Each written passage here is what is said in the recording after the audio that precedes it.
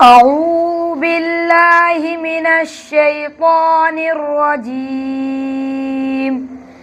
بسم الله الرحمن الرحيم. وما كان جواب قومه إلا أن قالوا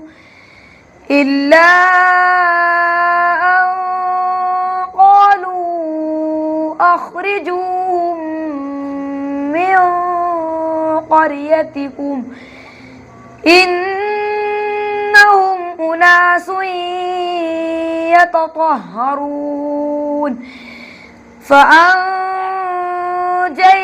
وأهله إلا امرأته كانت من الغابرين وأمطرنا عليهم مطرا فانظر كيف كان عاقبة المجرمين.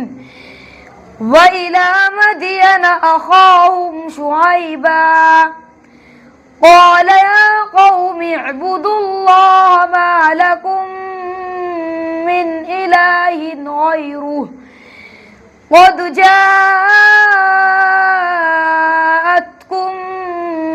بينة من ربكم فأوفوا الكيل والميزان ولا